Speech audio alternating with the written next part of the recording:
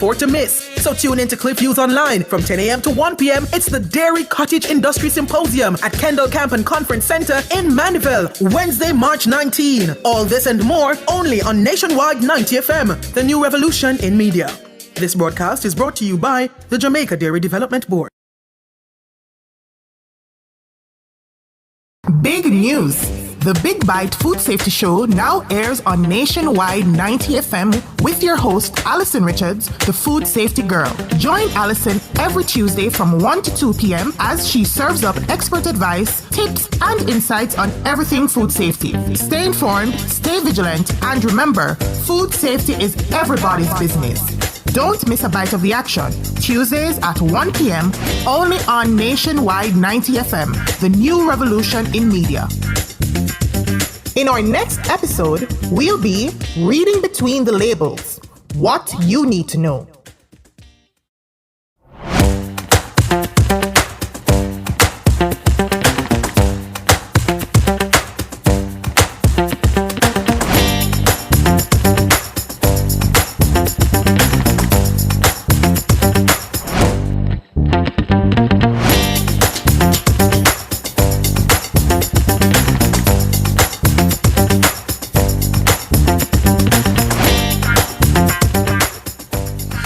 Welcome to the Big Bite Food Safety Show, your go-to source for all things you need to know about food safety. I'm Alison Richards, your food safety girl and host.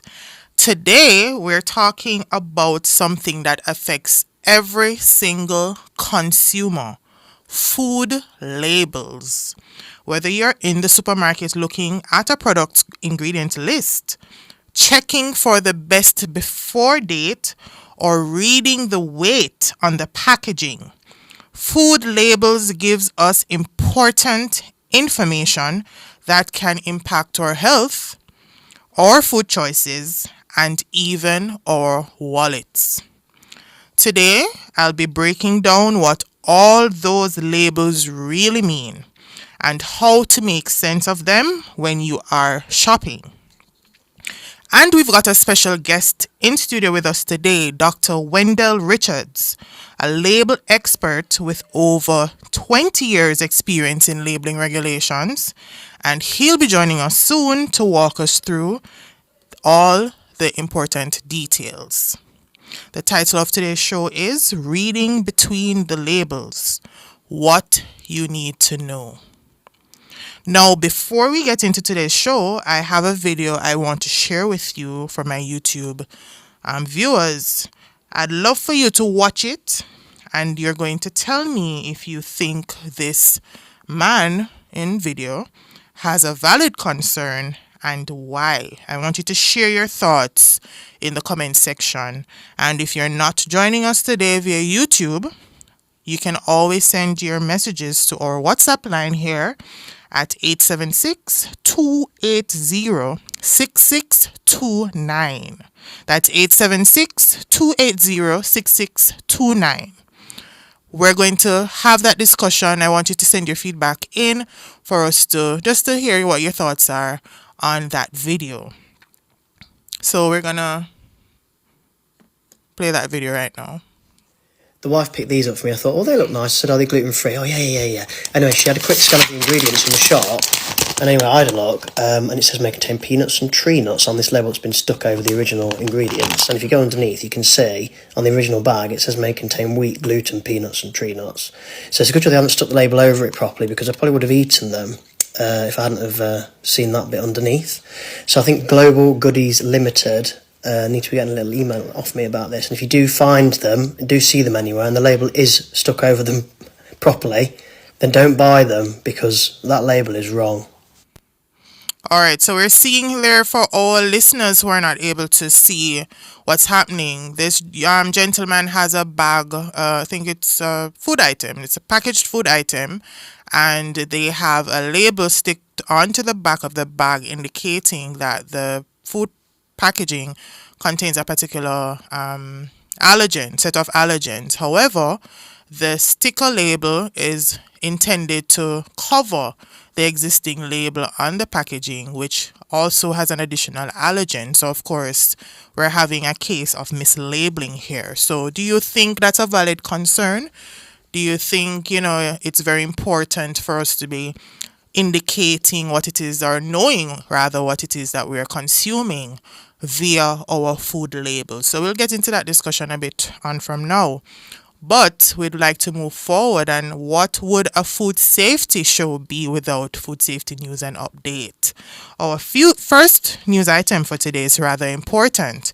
Danone US and LLC is recalling over 75,000 bottles of 2 flavors of International Delight coffee creamer due to spoilage and related consumer illness complaints.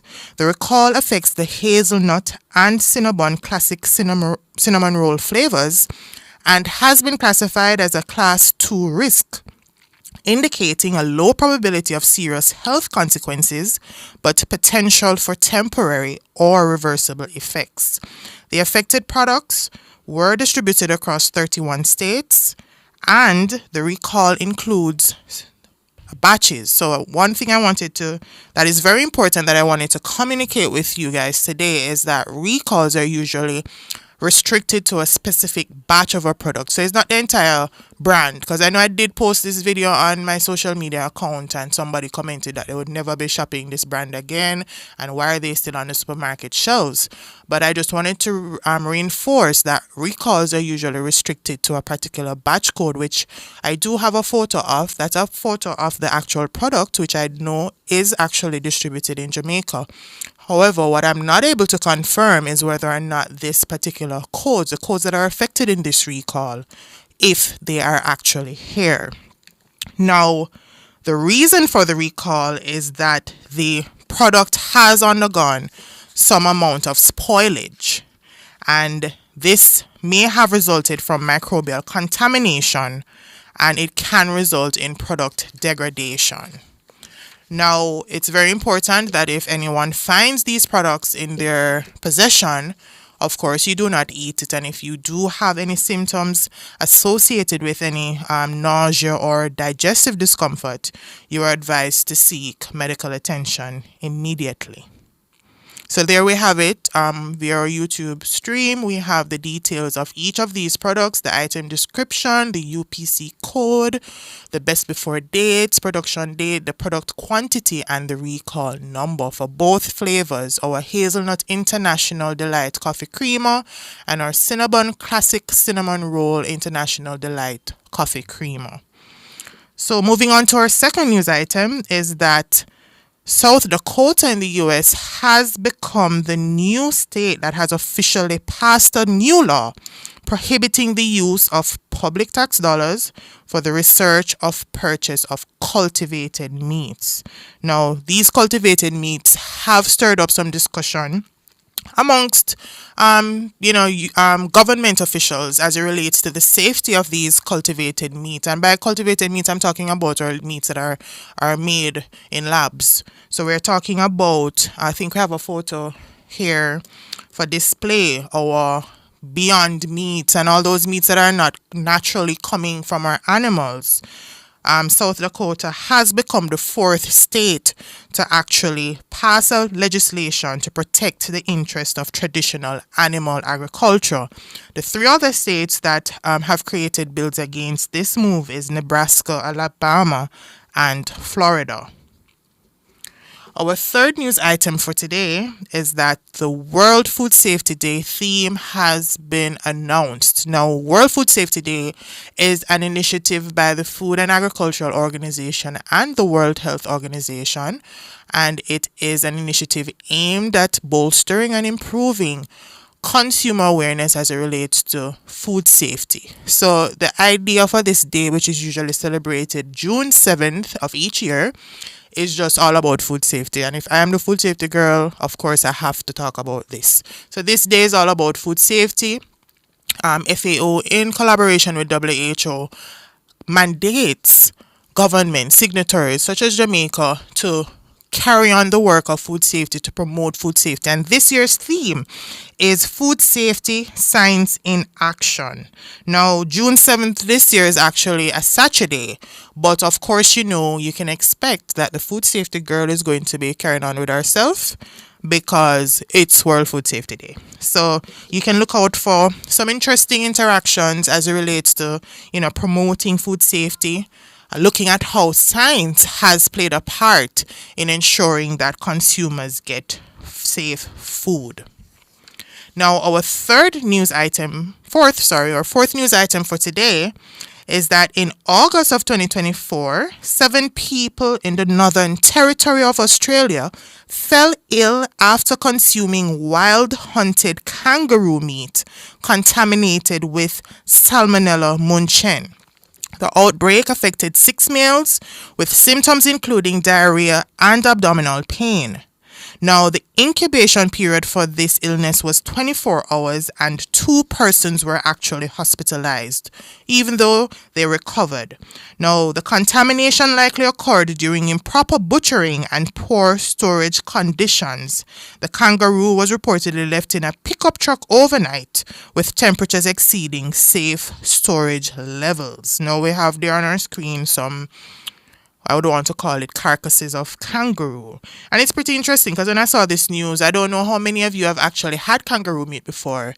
It's something I've had before. That I'm a very adventurous, even though I'm about food safety, I like to be adventurous safely. So let me know in the comments if you've had kangaroo meat, describe what it tasted like for you. But for me, it kind of had some textural similarities to beef. It was very rigid. So I think, in Jamaica, it's not something that we would particularly consume, and it is considered luxury or exotic in other parts of the world. However, there's just like any food item that you're going to be consuming, there are, standards and specifications as it relates to storage preparation that we must adhere to in order to do so safely. Now, our fifth news item for today is that the Ministry of Agriculture, Fisheries and Mining has announced plans to establish Jamaica's first freshwater fish agri-park in Mitchelltown, Clarendon. The park, also known as an aqua park, will allow farmers to rent infrastructure for tilapia production. Now, I know as I say tilapia, everybody going to go crazy because tilapia is not real fish. Well, these are the allegations. Tilapia is not real fish and it's not safe for consumption. But hear me out. Now, this venture is aimed at meeting the demand for freshwater fish. And now, since I'm on the topic, I just want to give you a heads up. Next week's show is all about seafood safety. So for all the persons who want to debate about tilapia being fake fish, next week's show is the show to do that. All right. So during a meeting of the Standing Finance Committee at the House of Representatives in March of this year, the minister shared that an investment of $574 million has been made in the construction of a tilapia hatchery in Twickenham Park off St. Catherine, and this facility is expected to provide quality breeding stock, with production expanding from 1 million to 5 million advanced fry annually. The minister also highlighted the growing demand for tilapia, especially since the COVID-19 pandemic, and emphasized that the ministry is also focused on revitalizing tilapia exports. Additionally, the partnership with the National Fisheries Authority, the ministry launched the Tilapia Takeover campaign on February of this year. And this takeover campaign is aimed at promoting the versatility of tilapia and share meal preparation tips. So I'm excited to see where this goes. I think tilapia is one of those fish that get all heap of fight against. So we'll see how that really turns out. Our sixth news item for today is that the Ministry of Education, Skills, Youth and Information has announced that 189 primary schools and 56 secondary schools in Jamaica will receive special nutritional support in the upcoming fiscal year. These schools have been identified as underperforming and serve students from lower socioeconomic backgrounds who are faced with food insecurity. And our last news item for today is that the Pedro Plains irrigation scheme is set to begin construction within the next few months. And with World Water Day coming up at the end of this week, I think this is such a fitting news item because irrigation and water supply and water availability and sourcing has been a challenge that our agriculture industry has faced for some time. So this new irrigation scheme that is being developed and the project is intended to, of course, provide some form of solution to, the water shortages that we face, especially in a tropical climate. Now, that wraps up our news segment for today. We're going to go for a quick break. Stay tuned to the Big Bite Food Safety Show.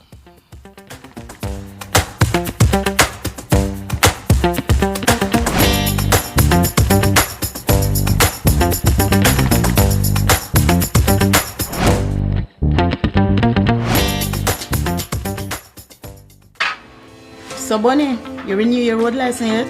Babes, the road have me away. I can't even find time, but you know money for me.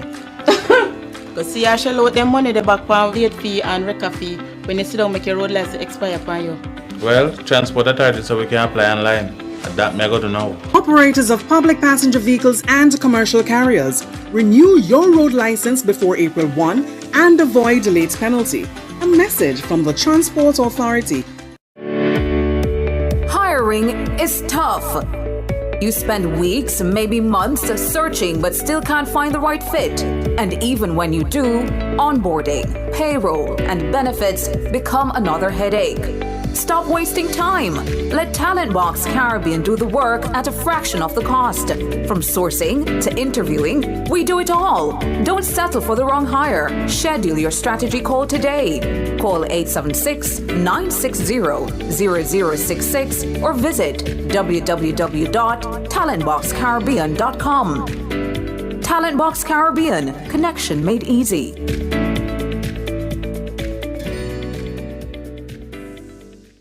Tune in to Cliff Hughes Online from 10 a.m. to 1 p.m. as we broadcast live from the Dairy Cottage Industry Symposium at the Kendall Camp and Conference Centre in Mandeville, Manchester, Wednesday, March 19, 2025. Join experts and innovators as they share insights on sustainable practices, new trends, and growing your business. It's the perfect event for farmers, producers, and entrepreneurs alike. Mark your calendar. This is one symposium you can't afford to miss. So tune in to Cliff Hughes Online from 10 a.m. to 1 p.m. It's the Dairy Cottage Industry Symposium at Kendall Camp and Conference Centre in Mandeville, Wednesday, March 19. All this and more only on Nationwide 90 FM, the new revolution in media.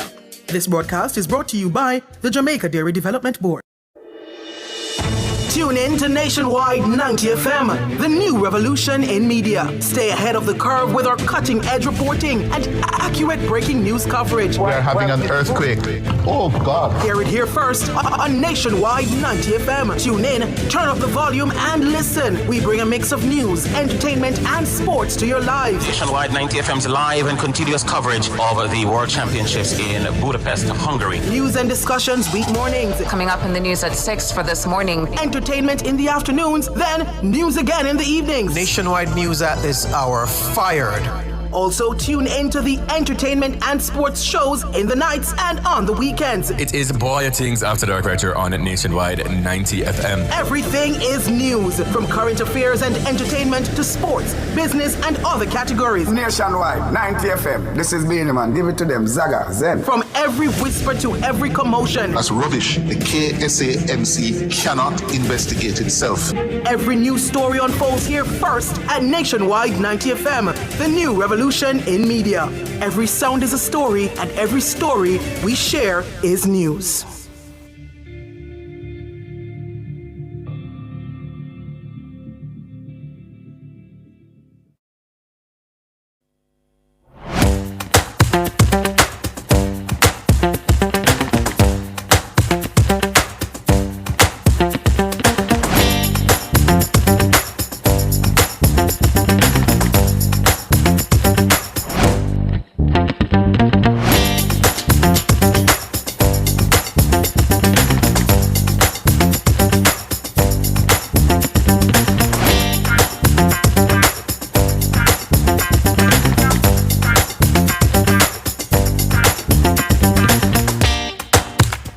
Welcome back to the Big Bite Food Safety Show. I'm your host, Allison, and I am your food safety girl. And today we're joined in studio by Dr. Wendell Richards. But before we get into the meat of the matter for today, I'd just like to reinforce the news item that I shared earlier about the recall on the International Delight coffee creamers. Now, the two flavors. One flavor is the Hazelnut International Delight Coffee Creamer, and that is the 32 fluid ounce or the 946 ml size. And the code information is the best buy, the 2nd of July 2025, 51-4114R-S. And the Cinnabon Classic Cinnamon Roll International Delight Coffee Creamer, that is the same size, the 32 fluid ounce or the 946 ml, and the code information for that flavor is best buy 03 July 2025 51-4114R-S. There is also that information being displayed on our YouTube live. I hope my listeners caught it.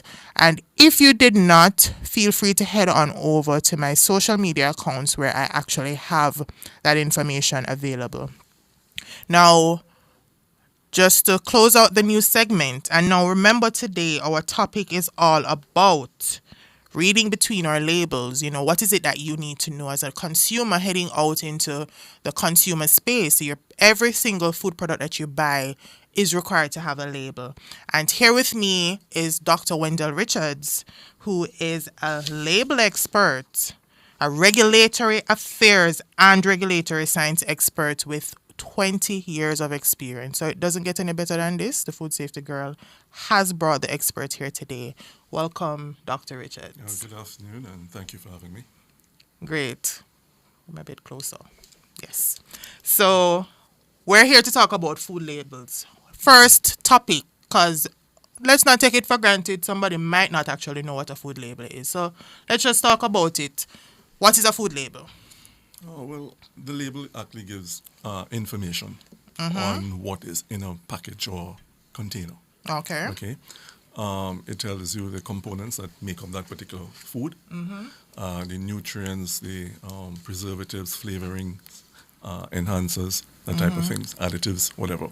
Right. So it also tells you if there's any allergens. For example, you have persons who are allergic to certain types of foods. It should declare that information as well. Your nutrient listing, like your trans fats, added sugars, right? All of these contribute to like non-communicable diseases, and you have persons who are prone to those. So the label should declare that information, okay? As well as the components of that particular food should be in the order, descending order. Okay. So the heaviest, whatever the components are, the heaviest should be declared first. Okay. And then in descending order. All right. So you've jumped into a bit of what we're going to get into details before. A good way I like to tell consumers that a food label, it's literally the manufacturer's way of communicating with you. This is literally saying, this is what I am. When you talk about food package, this is the way of the food package, the food item saying, hey, I'm this. I contain this, I weigh this much, a very executive profile of that food item. And you mentioned just now ingredients listing. Let's talk about it some more. What is it that our consumers should know when reading these lists, especially for those food with allergies and dietary restrictions? And in giving that discussion today, I also want to touch a bit on regulatory requirements, because you do have that experience where yes, we know this is supposed to be on the label, but I don't think persons know, that detail in terms of our ingredients listing. How should it be listed? Can you put the water first? You put the flour first? Just a bit of integral or important information as it relates to understanding ingredients lists. Well, with respect to the order, that is more for like the manufacturers. Okay. But your average consumer not necessarily concerned with that. Okay. You just want to make sure you're getting what you're purchasing for. So you're going to purchase a product. read the label. So you pick up the label, look at it, look at the brand, look at what's in it. On that principal display panel, it should state what the product is. So you said principal display panel. What is that? That's the front. That's the front of the particular package. Okay. So whether it's a bottle, whether it's a can, it's the front of that container. Okay. Yeah. So that's your principal display panel, which should state what that product is. Okay. Then you look for the net contents. So it's usually the net content is usually preceded by the words net content or net volume or something similar to that, and it should be in metric. Jamaica uses metric, so if imperial units are there, it should have the metric as well. Oh, okay. Metric should be there. Yeah. All right. So just to double down for our listeners. Dr. Richards is saying that on your ingredients listing, once you eat, because if you're buying a corn product or a cheese product, clearly your ingredients has to have cheese in there. So you want to make sure that whatever the name of this product is, your ingredients listing provides you that information. And I know that some persons may tend not to be focused so much on the ingredients. Well, are focused on the ingredients, but from a health perspective. So they're looking for their additives, their preservatives, their colorings. And of course, that is where you would find that information in your ingredients listing. So if you take up a package and it don't have the ingredients listing in there, that's a big red flag, because you honestly do not know what it is that you're eating. Unless that package is a single. Like for example, some products you may not necessarily need to have an ingredient listing. This is a single. For example, water. You're not going to have an ingredient listing. Understand? Unless you have additives in there. Right? Okay. Right. So certain things you wouldn't necessarily have to have an ingredient listing. Okay. So it means that if I take up a bottle of water and I don't see ingredients water, I don't need to call any police on anybody. No, not necessarily. Right. So if there's any added nutrients or that type of thing in there, they would put it. Okay. Right. Got it. Right. So you've also, what about dietary restrictions? You know, you have persons who are some claims that will make to say no fiber or more 100% more fiber. What is there any local regulation that stipulates against that? And even if there is no local, what is best practice across the globe? Because we do know we're big on imports, so we are affected by our imported products. All right. So there should be some sort of precautionary labeling. Okay. Right, for persons who are susceptible. Right, so I mean, it's a good corporate social responsibility to declare those on the label. Right, so for example, we spoke about the allergens. If a product has, for example, peanuts or some sort of crustacea or soy or what have you, you should be declared in the ingredient listing. Right, because allergens are very serious. Yes. Are very, very serious. It could cause death. Yeah. Okay? Because it has an antibody, right? Immunoglobulin E. Yeah. Which is an antibody that releases histamine, and that's very serious. Okay? So you must declare your allergens. So you've touched on an important topic, because just before the show, at the beginning of today's show, I actually shared a video of this gentleman. I'm not sure if I can have that video replayed so Dr. Richards can have a look and we can discuss it.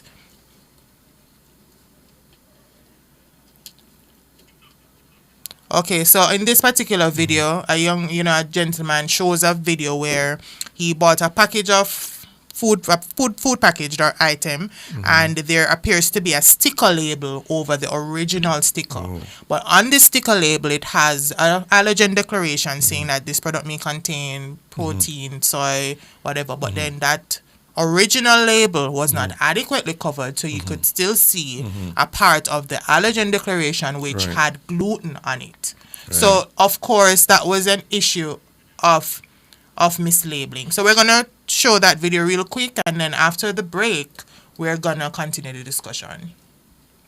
The wife picked these up for me. I thought, oh, they look nice. I said, are they gluten-free? Oh, yeah. Anyway, she had a quick scan of the ingredients in the shop.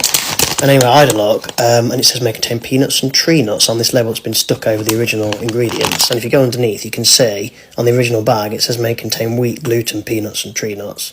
So it's a good job they haven't stuck the label over it properly, because I probably would have eaten them if I hadn't have seen that bit underneath.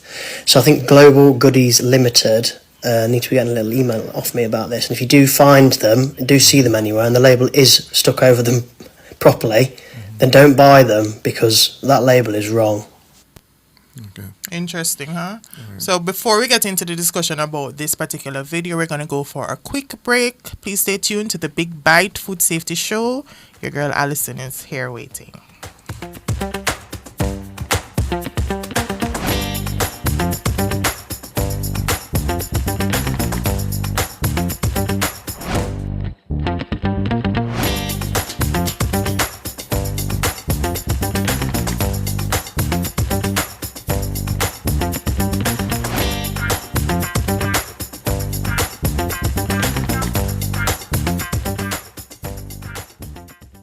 At the Jamaica Customs Agency, we care for our employees, customers, stakeholders, citizens, and our country. Customs cares. The temperature by the Jamaica Customs Agency is 30 degrees Celsius in Kingston and 27 degrees Celsius out there in Montego Bay.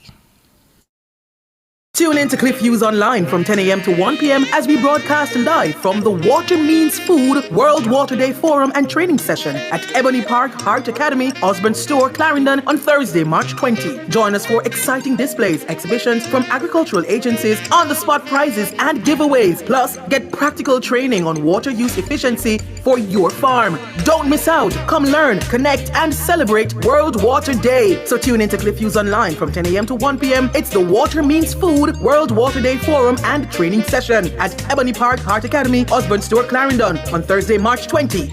All this and more only on Nationwide 90 FM, the new revolution in media.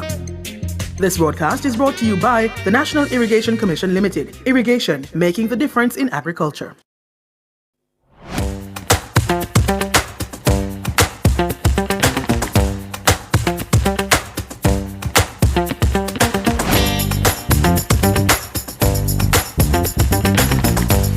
Welcome back to the Big Bite Food Safety Show. Today we are talking about food labels, and in studio today I have with me Dr. Wendell Richards, Regulatory Affairs and Regulatory Science expert with 20 years experience. Before the break, I shared the video that I shared earlier on at the start of today's show about the packaging that had the sticker and it had the decoration of labels, and there was this query as to, what's happening here. I showed it to Dr. Richards because I think he may be able to provide some insight on, what are the implications here. I, at first glance, have questions. Is it a case of mislabeling? Would you say it's a case of mislabeling? Well, yeah, because the original label seems to have declared the allergens, and then the secondary label seems to be precautionary, saying it may contain. So that's deception. Okay. It seems to be deceptive. And I also noticed, because the gentleman did mention that the sticker, because it appears that there was a sticker placed on the original packaging. What could have been the reason for that sticker being placed on the package? I'm not sure if a regulator asked them to rehabilitate the product. Okay. But even so, the original declared the allergens, and the secondary one put a precautionary, saying the product may contain. So okay, so that would kind of be like the manufacturers trying to absolve themselves. So that's a red flag. Which leads the question, and any consumer would be confused. Am I eating an allergen or And if I remember correctly, he was listing like tree nuts and these type of things. Yeah. And that's very, very serious in terms of allergens. Yes. Yeah. So and I think that's a pretty important takeaway from that video, is that one, mislabeling clearly has occurred, and mislabeling is really just something representing what it truly isn't. And the differences in statements, where the first one was saying contains, this one is saying may contain. So that causes the confusion. And as you said, with the risk of an allergen being consumed, that is something that we definitely do not want to expose ourselves and our loved ones to. Now, there's a very important labeling aspect that I get questioned on a lot that I want to touch on today. And that is date labels. We're talking about our best before and our use by dates. There's often confusion between these two dates, the best before and the use by dates. Could you clarify the difference between these two and why it matters when shopping for food? Okay, so best by deals with, best before deals with quality. Okay. Okay, so when you see best before on a product, what that means is that the manufacturer, the satisfaction or the quality that the manufacturer intended the consumer to have, you will receive the optimum satisfaction or quality by that date. Now, after that date, it doesn't mean that the product, anything is wrong with the product. What may happen is that the quality may start to diminish gradually over time. So you can still use the product tomorrow. Okay? So there's no safety issue, just a quality issue. Okay? And it's up to the consumer to purchase it if they want to. However, use by deals with safety. Okay. Right? So when you say use by or you see an expiry date, there is safety involved because you may have microbial activity, microbial load activated after that date, and they start getting active, right? And may lead to foodborne diseases or illnesses. Okay. So use by and expiry, that deals with safety. So you don't purchase anything that has expired on a particular date. In some cases, nothing might be wrong, but be safe. Okay, you don't use anything that says expired or. So would you say the expiration date is similar to your use by date? Your use by date. Yes. So what happens is that you may see some products. Well, and then the dates on the product is an indicator as well. You have to look at the coding on the product as well. For example, there are some products where you should consume it under 3 months. So you would see the day, you would see the month, and you would see the year. So those products are supposed to be consumed. Or, based on the labeling standards, those products to be consumed under 3 months would have the day, the month and the year. Oh, however, so it's a bit more specific. Right. Okay. So anything that's going to last beyond 3 months, you may just have the month and the year. So just to make sure that we're clear on this, you do have some products that will have that day, month, and year use by or expiration date, and that means the product has to be consumed within those 3 months. But if it tends to just have a month and a year, it means that that product can go beyond the 3 months in terms of shelf life. Correct? Right. Yes. Okay, great. You've mentioned or best before, we're talking about best before dates, we're talking about use by and expiration dates. There are some dates that I see in supermarkets sometimes, especially, they do the tray packs where they pack out their own meat and their vegetable and the cheese and the dairy products. What that sell by date that I usually see on it, what does that really mean? Yeah, it means it has a short shelf life. Okay. So anytime you see sell by, that product has a very short shelf life. Okay. Right? So the same thing is going to happen. The quality is going to start to diminish after that date. And sometimes rapidly as well. So would you advise a consumer to buy a product that says sell by, so for instance, I come in the supermarket today and I see today's the 18th of March and I see a sell by 18th of March. Would you advise the consumer to buy that product? No. Even if they're going to eat it today? Well, if they're going to eat it today, fine. But tomorrow and the day after, I wouldn't advise them to. Okay, solid advice. Now, on the same topic of supermarket generated labels, we've seen it, supermarkets print those sticker labels. What are some of the, sometimes the supermarkets like to put on organic and sustainably sourced and gluten-free, all those like fancy terms that get people to spend extra money. How reliable are these, and what should consumers look out for avoiding misleading information? All right, so in terms of those supermarket labels, first of all, let me deal with it. All right. So the supermarket labels, those sticker labels, should have the same information on the bulk package. Oh, really? Yes. So the retail packages that they may pack out, for example, like cornflakes or the other products, whatever it is, they should have the same date as on the bulk pack. Not the same date, the same labeling information on that. For example, the net content, the ingredient listing. Depending on the size, they may not have the ingredient list. You see like baked products and stuff, and sometimes they won't have it. They just have the sticker. They just have like the date and the cost and sell by or whatever it is. But generally, the bulk package and the retail package should have the same information. Now, you may not be able to put all the information from the bulk package, okay, on that retail information, but the basic information, what the product is, the net content, and the expiry date, country of origin, is also very important. Why is that even important? Why does it? For traceability purposes. Oh. Traceability. Where is this product coming from? Is it coming from India, China, the US, Pakistan? So the regulators need to trace it. If something goes wrong, you need to trace it.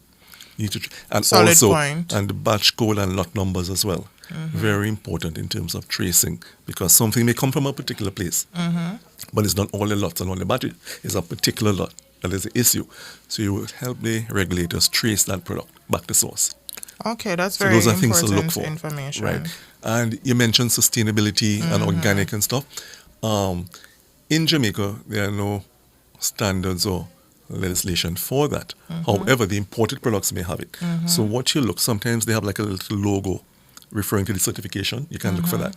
Oh, so consumers can actually go online and research it. Sometimes they have a little logo indicating that it's certified. Oh, okay. Right. So whether it's organic or it's sustainable, even the new thing now, even they look at even social responsibility, like the labor laws. Was that food produced? That food produced in a manner that you didn't take advantage of the laborers, or you didn't use traffic persons? All of those things are coming into the forefront now. So you can look for the certification, and check it online as well, as you mentioned, Okay.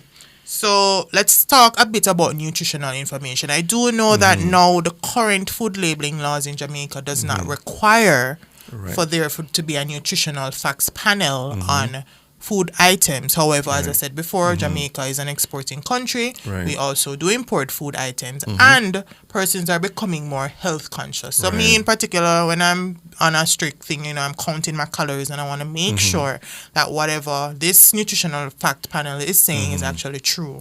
My question to you is, what are some of the key things that consumers should pay attention to when reading nutritional label, especially when it comes to fats, sugar, and sodium? Right. Unfortunately, I cannot demonstrate to them using this medium.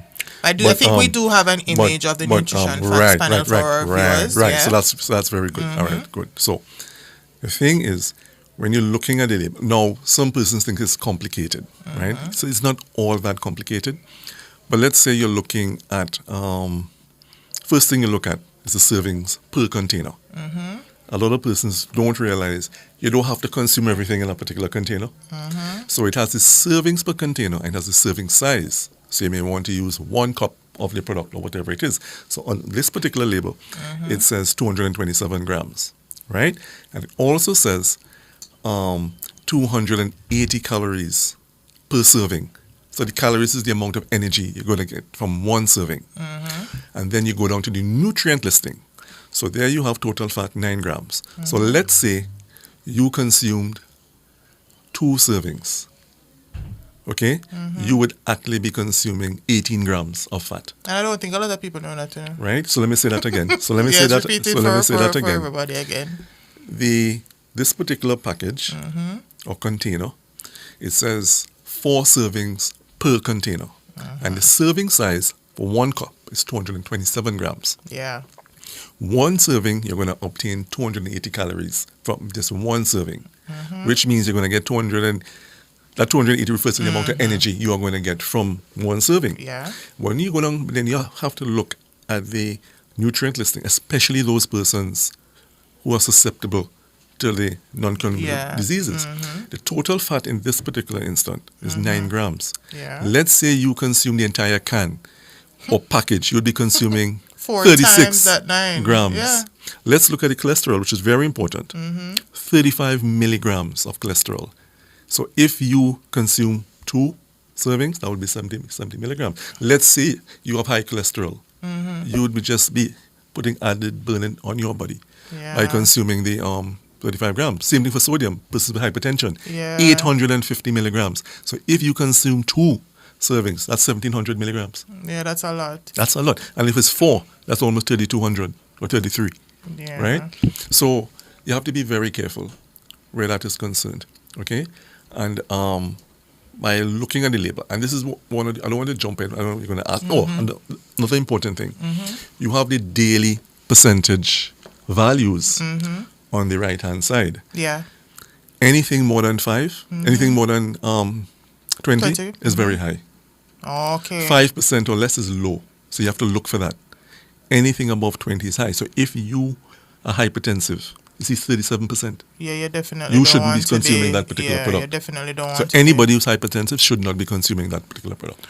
And I thank you so much, Dr. Richards, for sharing this information, because I do think it is so important. I think, as I said before at the beginning, before we started our interview and our discussion, is that our food label is the primary way of communicating. I am a food item and I'm saying, read my book. This is what, I'm made of. And I think a lot of persons don't tend to read. They just look at the brand, they pay attention to the brand. Oh, it's not this brand, I prefer this brand. They pay attention to the flavor of whatever product it is, but they do not really take into account what the component, the nutritional component of that food item is. We're going to go for a quick break before we continue this discussion. Stay tuned to the Big Bite Food Safety Show.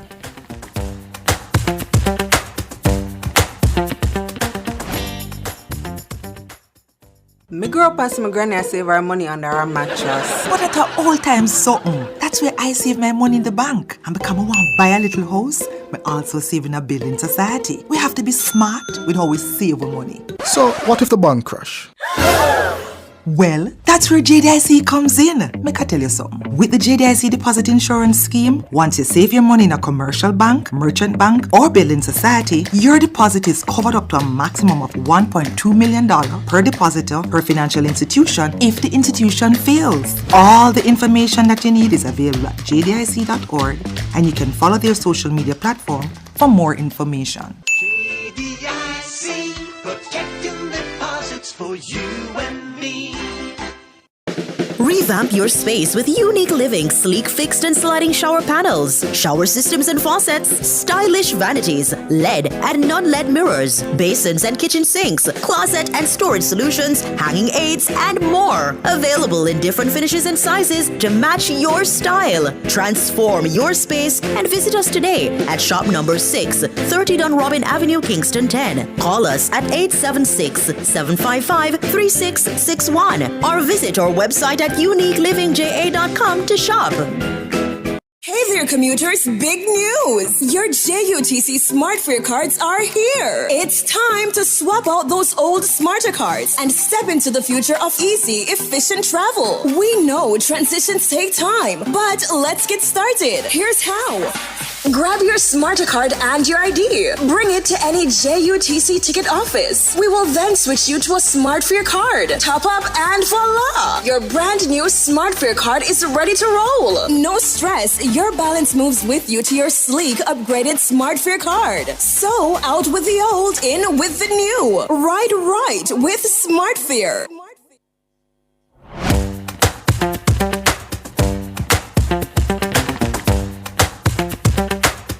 Welcome back to the Big Bite Food Safety Show. Today has been such a very insightful discussion about food labels. Before we continue into the discussion, though, I want to acknowledge a comment made by news commentator J.A. on our YouTube live. The person, I'm not sure if it's a he or she, made a comment saying that they bought children toothpaste online and there was a recall issued eventually by the same place, and they didn't even know what to do. Dr. Richards, is it something you can share? What advice would you give to consumers? I've bought something online, because, sometimes it works out cheaper when you buy it online, or it's probably a food product that you cannot get here. Or a relative from overseas takes the product here, and it's undergoing a recall. How can consumers locally, engage? What can be done? Yeah, so if you're purchasing it online, what you can do, the website that you're purchasing from, you can look and see whatever rules they have pertaining to returns. Okay. And then if you can return it, you can send it back through your shipper or your courier, right? For example, the courier that I use, I returned something once. Okay. Right? And there was no problem really. Right? There may be a cost, sometimes there's a cost, sometimes there's not. Right? But you can find that out first and send it back through your courier.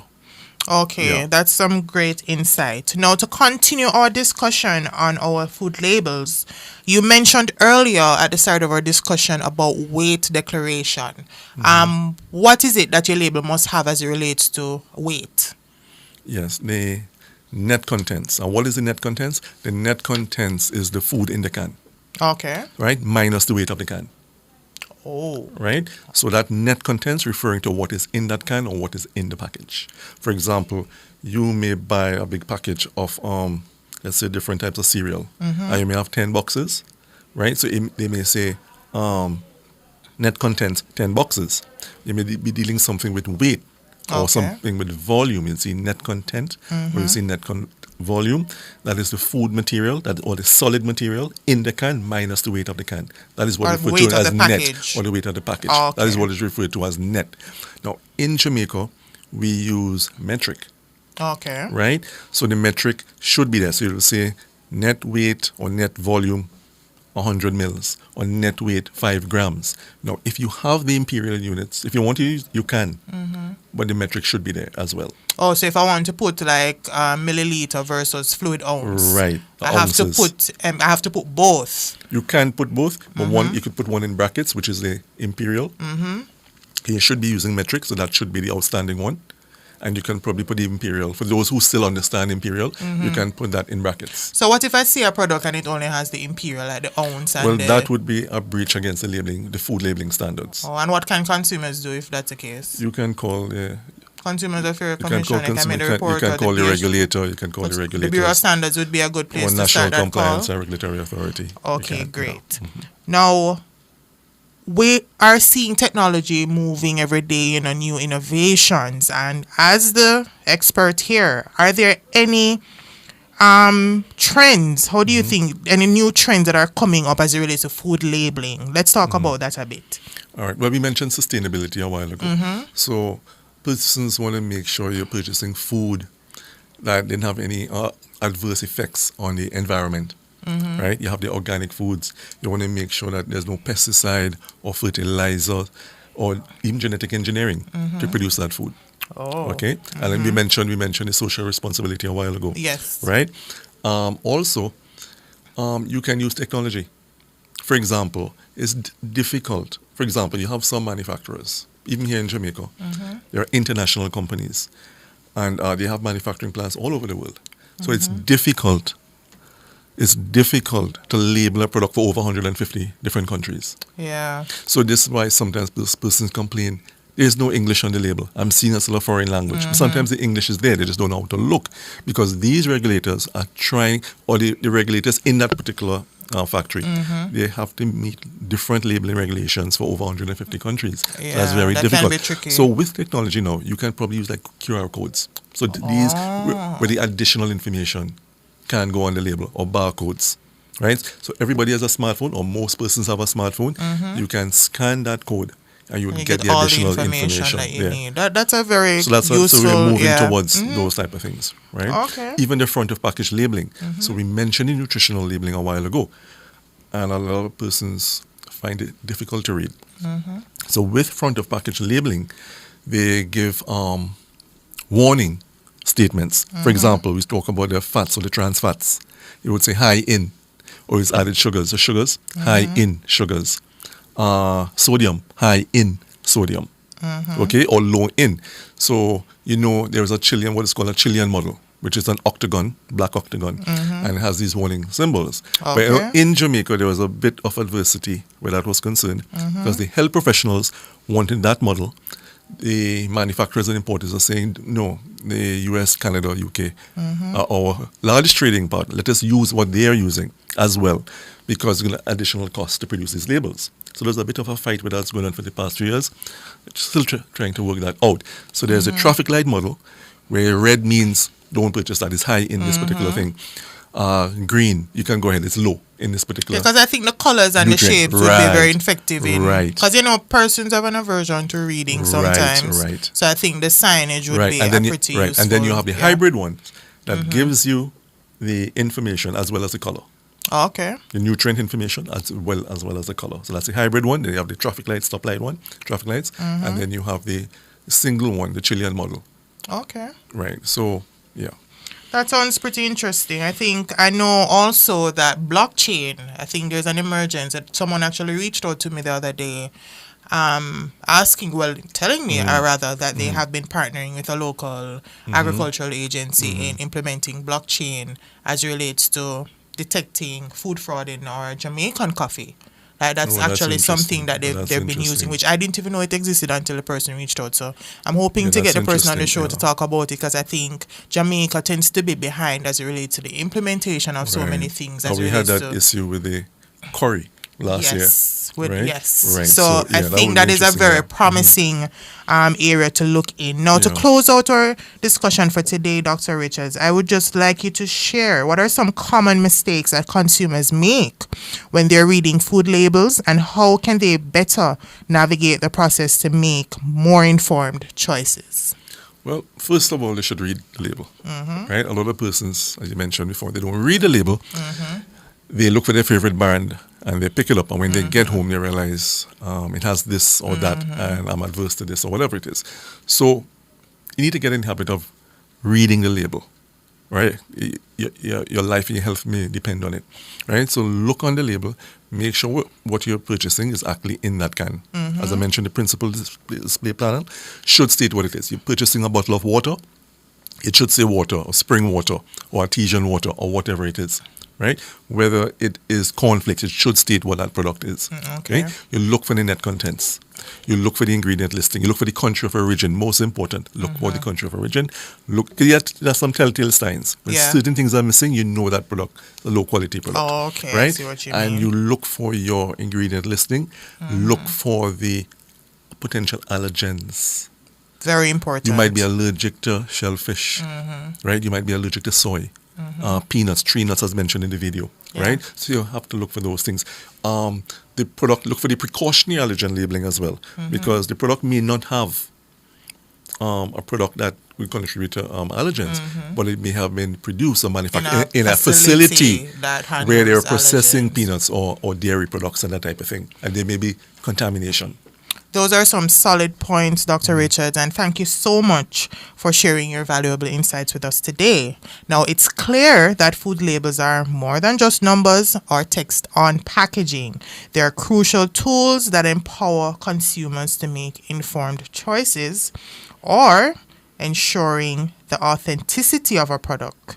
We're understanding our allergens. People are able to make healthier choices, and knowing how to read and interpret food labels can make all the difference. To our listeners today, the next time you're at the supermarket, my charge to you is to take a closer look at the labels on the products you buy. Whether you're looking for nutritional information, checking your expiration dates, or verifying ingredients, the knowledge that you've earned here today can help you to make safer choices for you and your family. Now, the fun food safety fact for today is right back to what Dr. Richards mentioned. Serving size can be misleading. Serving sizes on food labels are not always what you expect. For example, a bottle of soda that we drink here in Jamaica actually holds 2.5 servings. So every time you drink up a whole bottle of serving, you're actually consuming 2.5 times the amount that you really should. Thank you for tuning in to the Big Bite Food Safety Show, your go-to source for all things food safety. I hope today's episode has empowered you with valuable insights. Stay informed, stay vigilant, and remember, food safety is everybody's business. A huge thank you to the studio and production team, technical operator Damian Cunningham, producer Tracy Lyle. Don't forget to stay connected with me on my social media accounts, TikTok, Facebook, Instagram, The Food Safety Girl. Thank you for watching. Bon appetit.